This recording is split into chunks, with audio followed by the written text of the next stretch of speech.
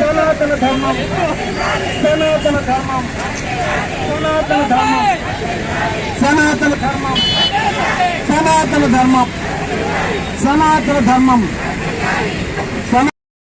సనాతన ధర్మం సనాతన ధర్మం సనాతన ధర్మం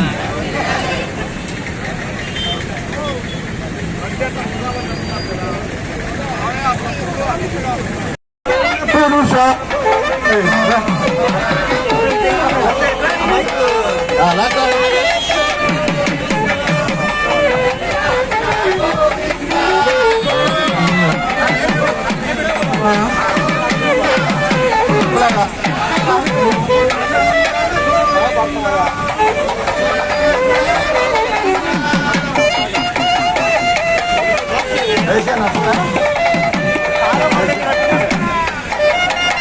నందనందన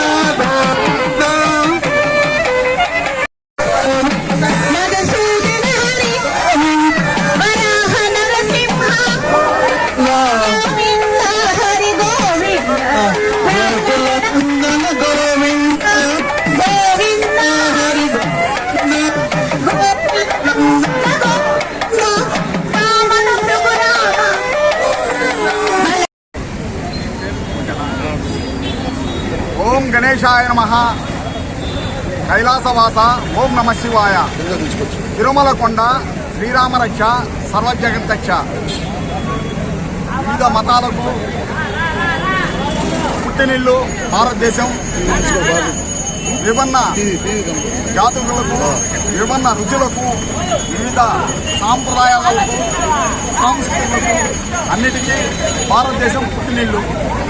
మా భారతదేశాన్ని కానీ ఎవరైనా కానీ అపవిత్రం చేయాలని చూస్తే ఖబర్దార్, మీ నాశనాన్ని మీరే కొని తెచ్చుకున్నట్టు. పవన్ కళ్యాణ్ గారు దీక్షలో భాగంగా తిరుమల కొండ ఎక్కుతుంటే కొంతమంది విమర్శిస్తున్నారు. తిరుమల కొండ ఏ రోజున ఎక్కినో తెలుస్తుంది విషయం.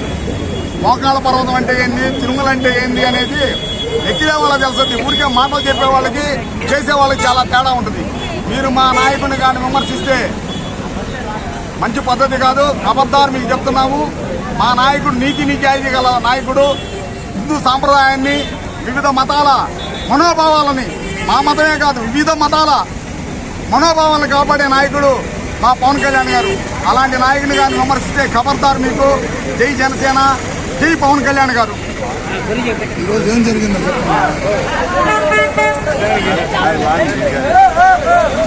నమస్కారం. సనాతన ధర్మాన్ని కాపాడండి. భారతదేశంలో రాష్ట్రంలో ముఖ్యంగా గత 5 సంవత్సరాల వైసీపీ పరిపాలనలో ఎన్నో దేవాలయాల మీద దాడులు జరిగాయి. శిలలు అవమానానికి గురయ్యాయని కేవలం ద్రవ పదార్థాన్ని మాత్రమే తీసుకుంటూ అధ్యక్షులు పవన్ కళ్యాణ్ గారు 11 రోజులు దీక్ష చేసి ఈరోజు తన శరీరాన్ని కష్టపెట్టుకుంటూ తిరుమల కొండ మెట్టెక్కి శ్రీవారి దర్శనం చేసుకున్నారు. దానిలో భాగంగా నెల్లూరు నుంచి నగర సంకీర్తన చేయాలని భావించినప్పుడు గీతా వైభవ్ ట్రస్ట్ చైర్మన్ నజీర్ గారు కూడా మనతో జతకల్చడం జరిగింది. ఈరోజు విజయవంతంగా గాంధీ బొమ్మ సెంటర్ నుంచి విఆర్సీ సెంటర్ దాకా నగర సంకీర్తన జరిగింది. దీనిలో పాల్గొన్న గీతా వైభవ్ ట్రస్ట్ మెంబర్లకు, జనసేన నాయకులకు పేరు పేరు అభినందనలు తెలియజేస్తున్నాను. ఈ రోజున మనం చూసినట్లయితే సనాతన ధర్మం గురించి ఒక అధర్మ చక్రవర్తి మాట్లాడుతున్నాడు. ఏమయ్యా కాకాని, అధ్యక్షుల పవన్ కళ్యాణ్ గారు సనాతన ధర్మాన్ని కాపాడండి అంటూ దీక్ష చేస్తుంటే మీకు వచ్చిన నొప్పేంటి?